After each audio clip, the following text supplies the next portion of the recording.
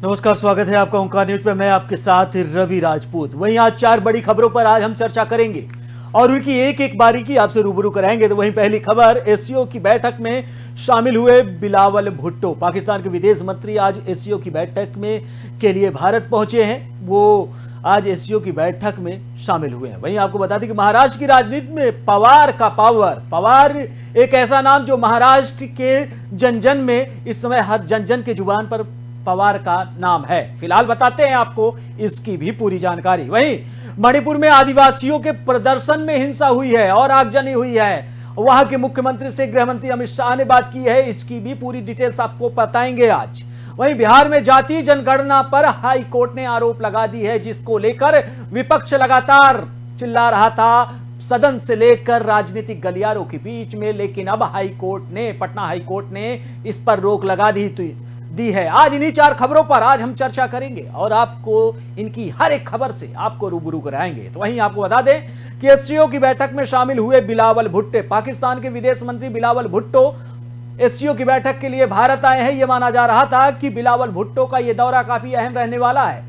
कहीं दोनों देशों के संबंधों को लेकर बातचीत हो सकती है, लेकिन बिलावल भुट्टो ने पाकिस्तान से चलने के पहले ही उन्होंने इसे खारिज कर दिया था कि सिर्फ और सिर्फ हम एससीओ की मीटिंग में शामिल होने के लिए भारत पहुंच रहे हैं, ना कि दोनों देशों के द्विपक्षीय वार्ता करेंगे। वहीं दूसरी खबर, महाराष्ट्र की राजनीति में पवार का पावर। महाराष्ट्र की राजनीति में शरद पवार एक ऐसा नाम जो एनसीपी के चीफ रहे। उन्होंने जब से ऐलान किया है कि एनसीपी के अध्यक्ष पद से, तब से महाराष्ट्र की राजनीति में पूरी तरीके से उथल पुथल है। कांग्रेस के अंदर डर का भाव है और दूसरी तरफ उद्धव गुट के अंदर भी एनसीपी को लेकर, शरद पवार को लेकर और एनसीपी के बड़े नेता आपको बता दें कि अजीत पवार भी, अब यह माना जा रहा है कि एनसीपी का अध्यक्ष कौन होगा, आखिर शरद पवार अपनी कुर्सी किसे देंगे। वहीं तीसरी खबर, मणिपुर में आदिवासियों के प्रदर्शन में हिंसा हुई है। आपको बता दें कि आदिवासी प्रदर्शन कर रहे थे। माना यह जा रहा था कि आदिवासी प्रदर्शन कर रहे थे, जिन्हें लेकर वहां के लोगों में आपस में गुटबंदियों के बीच में यह हिंसा हुई है, जिससे कई जिले जल रहे हैं। लगातार धारा 144 भी लगा दी गई है। पुलिस बल पूरी तरीके से, असम राइफल से लेकर तमाम जो पुलिस फोर्स है उसे तैनात किया गया है। वहीं गृह मंत्री अमित शाह भी वहां के मुख्यमंत्री से बातचीत किए हैं, वहां का हालचाल जाने हैं। वहीं चौथी खबर, बिहार में जातीय जनगणना पर हाई कोर्ट ने पूरी तरीके से रोक लगा दी है। हाई कोर्ट ने सख्त आदेश दिया है कि जल्द से जल्द जातीय जनगणना पर रोक लगाई जाए। तो आज इन्हीं 4 खबरों पर आज हम आपसे चर्चा करेंगे और इन 4 खबरों की छोटी से छोटी जानकारी आप तक पहुंचाएंगे।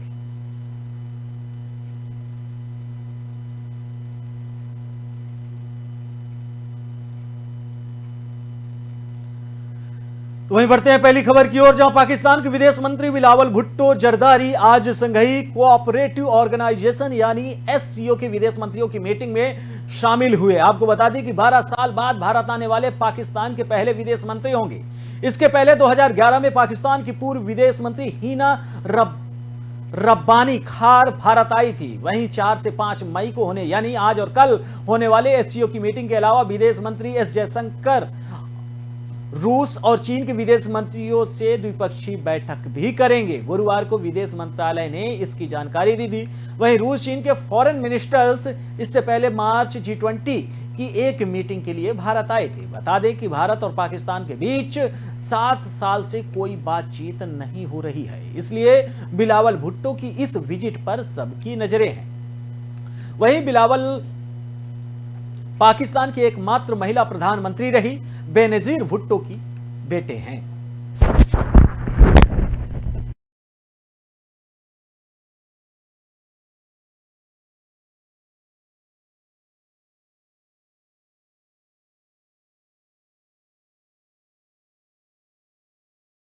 के लिए संजीव श्रीवास्तव विदेश मामलों के जानकार हमारे साथ जुड़ रहे हैं। संजीव जी, आपका बहुत बहुत स्वागत है। लेकिन आज बिलावल भुट्टो का यह दौरा कितना अहम है, आपसे जानेंगे। देखिए, पाकिस्तान के विदेश मंत्री बिलावल भुट्टो जरदारी का ये जो दौरा है वो सिर्फ और सिर्फ एससीओ की बैठक के लिए ही है।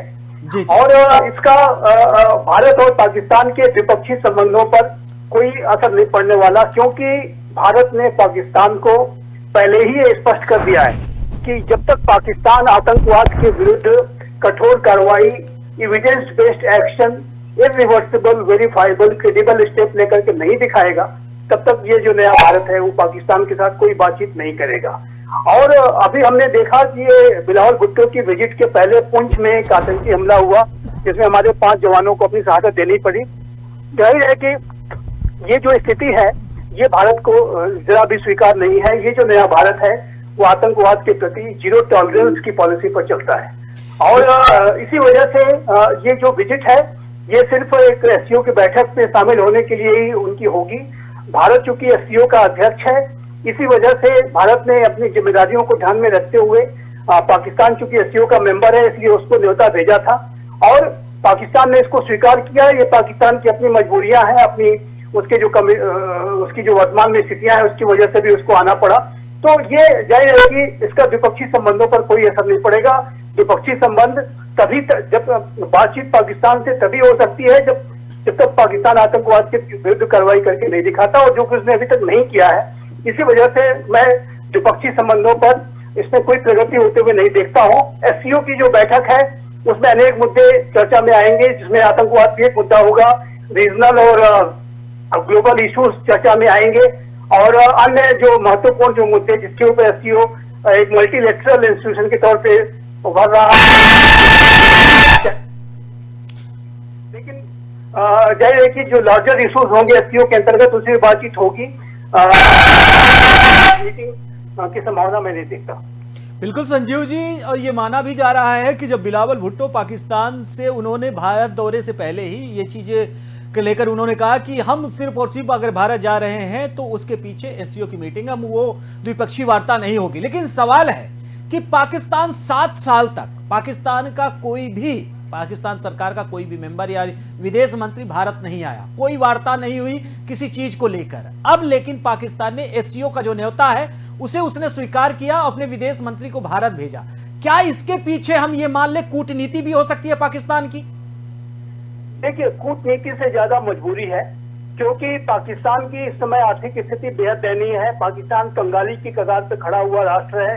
पाकिस्तान में वहां के अगर आंतरिक हालात देखें तो बेहद दयनीय नजर आते हैं। पाकिस्तान में जो आतंकवाद का दानव पाकिस्तान ने खड़ा किया था, वही आतंकवाद के दानव पाकिस्तान को डस रहे हैं। जो हिलेरी क्लिंटन, जो अमेरिका की पूर्व विदेश मंत्री थी, उनकी भाषा में यदि कहें तो पाकिस्तान ने ये जो सांप, आतंक रूपी सांप जो पाल रखे थे, वो पाकिस्तान को ही जो है वो डस रहे हैं। तहरीके तालिबान पाकिस्तान नामक जो आतंकी संगठन है वो पूरे पाकिस्तान का तालिबानाइजेशन करना चाहता है। वो पूरे पाकिस्तान पर अपना उसी तरीके का शासन स्थापित करना चाहता है जैसा कि तालिबान ने अफगानिस्तान में किया है।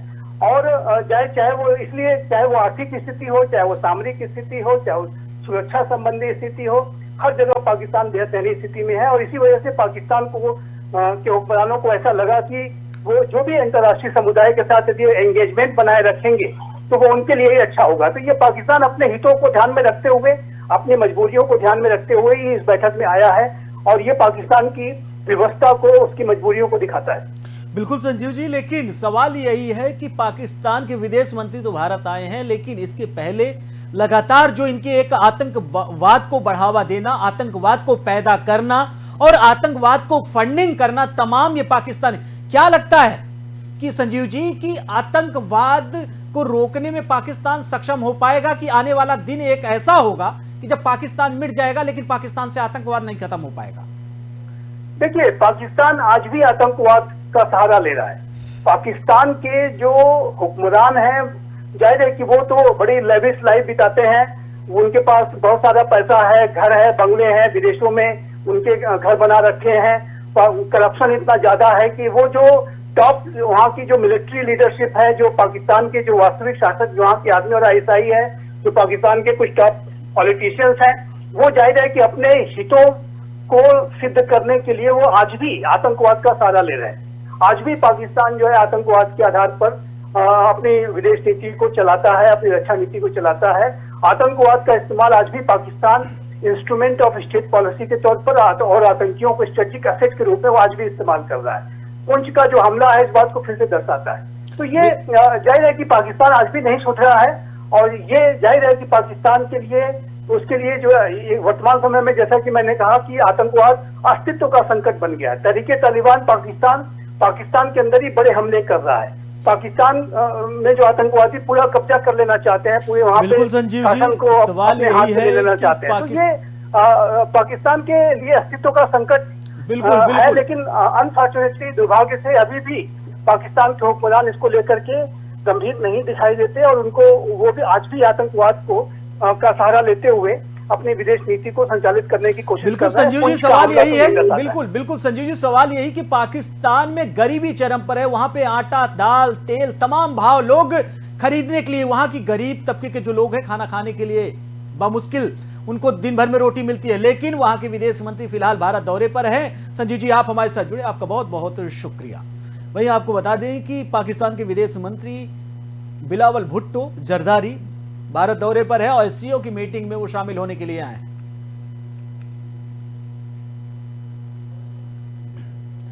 वहीं महाराष्ट्र नहीं बल्कि देश की राजनीति में भी शरद पवार का कद इतना मजबूत है कि वह कई मौके पर विपरीत ध्रुव की राजनीति को आपस में मिलाने में सफल रहे हैं। कुछ दिन पहले जैसे ही उन्होंने एनसीपी प्रमुख पद से इस्तीफा देने का ऐलान किया तो उनके समर्थक मायूस होकर रोने लगे। पवार का कद इतना बड़ा है, इसका अंदाजा आप इसी बात से लगा सकते हैं कि एनसीपी ही नहीं, विपक्ष के नेता भी उनसे इस्तीफे पर फिर से विचार करने के लिए कह रहे हैं। राजनीति में कई ऐसे मोड़ आए हैं जब पवार अपनी पावर पॉलिटिक्स के जरिए न केवल सियासी धारा को बदलने में सफल रहे बल्कि उसे अंजाम तक भी पहुंचाया है। तो आइए आपको उन 5 मौके के बारे में बताते हैं जब पवार ने अपना पावर दिखाया, जब पवार ने साबित किया कि उनका असली पावर है क्या और राजनीति में वो चाणक्य क्यों कहे जाते थे। वहीं आपको बता दें, कांग्रेस से अपनी राजनीतिक शुरू करने वाले पवार ने आपातकाल के दौरान पूर्व प्रधानमंत्री इंदिरा गांधी तक से बगावत करते हुए कांग्रेस छोड़ दी थी। 1978 में उन्होंने जनता पार्टी के साथ मिलकर महाराष्ट्र में सरकार बनाई और खुद सीएम बने। 1980 में जैसे ही इंदिरा सरकार ने वापसी की तो पवार सरकार को बर्खास्त कर दिया गया। 1983 में उन्होंने कांग्रेस पार्टी सोशलिस्ट के नाम से एक नए दल का गठन किया और इसके सिंबल पर बारामती से सांसद भी बने। वही 1985 में पवार की पार्टी ने राज्य विधानसभा में 34 सीटें जीती थी और पवार लोकसभा में इस्तीफा देकर राज्य की राजनीति में आ गए थे और नेता प्रतिपक्ष बने थे। वहीं आज पवार का पावर इतना हो गया है कि विपक्ष के नेता भी उनके इस्तीफे से हैरान है, चिंतित है, उन्हें मनाने की कोशिश कर रहे हैं। वहीं आपको बता दी कि एक समय था जब पवार की राजनीति से इंदिरा गांधी भी कांपती थी। इंदिरा गांधी को भी लगता था कि जो चाणक्य नीति पवार के अंदर है, जनता को समझने का, जनता को झुकाने का और राजनीति के जो पहलू हैं, जो शतरंज है, वो खिलाड़ी पवार रहे जब उन्होंने कांग्रेस का दामन पकड़ा था। वहीं आपको बता दें कि शरद पवार के अचानक इस्तीफे के बाद से ही लगातार महाराष्ट्र की राजनीति में उथल पुथल की स्थिति है। चाहे एनसीपी हो, कांग्रेस हो या बीजेपी हो या फिर उद्धव गुट या फिर शिंदे गुट हो, सब में अभी भी हलचल मचा हुआ है। आगे एनसीपी का कौन चीफ होगा, इसको लेकर भी खबरें तेज है। लगातार कभी सुप्रिया सुले, कभी अजीत पवार, तमाम तरीके की खबरें सामने आ रही हैं, लेकिन माना यही जा रहा है कि पवार की जो नीति है वो अभी किसी के समझ में नहीं आएगी। अचानक पवार ने इस्तीफे का ऐलान क्यों किया? आने वाले कल में विधानसभा और लोकसभा के चुनाव हैं। ऐसे अचानक पवार का इस्तीफा देना कई सवालों को जन्म देता है। क्या पवार पॉलिटिक्स, जो पार्टी पॉलिटिक्स है, उसकी निगाहों से उन्होंने इस्तीफा दिया? क्या अजीत पवार की जो कुर्सी बढ़ रही थी, इसके पहले यह माना जा रहा था कि अजीत पवार बगावत कर सकते हैं एनसीपी के साथ, इनके 17 से 18 विधायक तोड़ के कुल मिलाकर शिंदे और बीजेपी के साथ मिल सकते हैं? क्या इस पॉलिटिक्स ने पवार को चाणक्य नीति अपनाने के लिए मजबूर किया?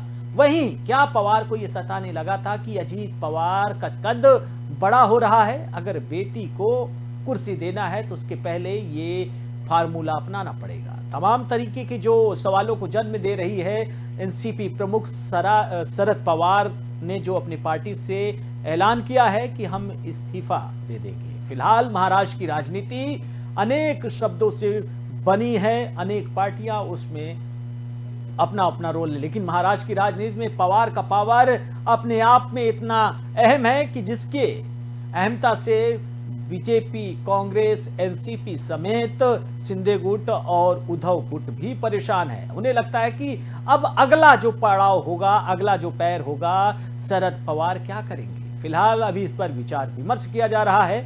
इस पर पवार क्या आगे करेंगे, इस पर सोचा ही जाएगा।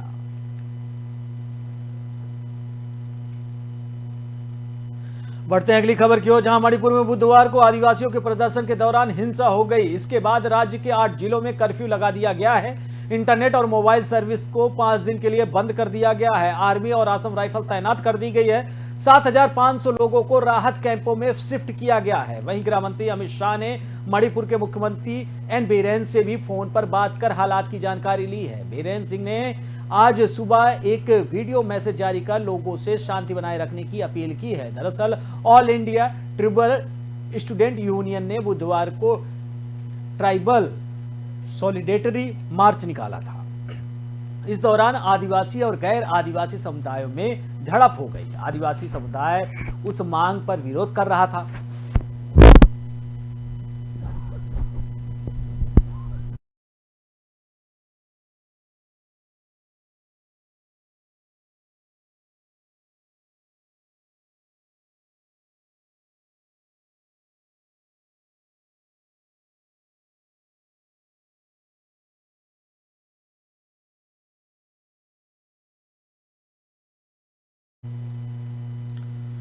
वहीं बढ़ते हैं अगली खबर की ओर, जहां बिहार में हो रही जातीय जनगणना पर गुरुवार को पटना हाईकोर्ट ने रोक लगा दी है। चीफ जस्टिस विनोद चंद्रन की बेंच ने आदेश दिया है कि गणना तत्काल रोकी जाए। इससे पहले हाई कोर्ट में मामले को लेकर 2 दिन सुनवाई हुई थी। इसके बाद अदालत ने फैसला सुरक्षित रख लिया था। वहीं दूसरी तरफ मुख्यमंत्री नीतीश कुमार ने कहा कि जाति आधारित जनगणना सर्वसम्मत से कराई जा रही है। हम लोगों ने केंद्र से इसकी अनुमति ली थी। हम पहले चाहते थे कि पूरे देश में जाति आधारित जनगणना हो, लेकिन जब केंद्र सरकार नहीं मानी तो हम लोगों ने जाति आधारित जनगणना सह आर्थिक सर्वे के आधार पर फैसला लिया है। वहीं जानकारी के मुताबिक सरकार की एक वेलफेयर संस्थान होती है। कैबिनेट से पूरी गणना पर 500 करोड़ रुपए के खर्च पर मुहर लग चुकी है, लेकिन इसे कानूनी रूप नहीं दिया गया है। दरअसल 24 अप्रैल को यह मामला सुप्रीम कोर्ट पहुंचा था। सुप्रीम कोर्ट ने याचिकाकर्ता को पटना हाई कोर्ट जाने के लिए कहा था। इसके बाद 2 और 3 मई को हाई कोर्ट में इस मामले में सुनवाई हुई थी। वहीं दरअसल जाति जनगणना मामले में बीते सोमवार को पहली सुनवाई हुई थी, लेकिन सरकार की ओर से किए गए काउंटर एफिडेविट रिकॉर्ड में नहीं होने के कारण हाई कोर्ट ने सुनवाई को मंगलवार के लिए टाल दिया था। वहीं मंगलवार को सुप्रीम कोर्ट के एडवोकेट अपराजिता सिंह और हाई कोर्ट के एडवोकेट दीनू कुमार को जाति गणना को असंवैधानिक करार देने के लिए हाई कोर्ट में दलील पेश करनी पड़ी थी।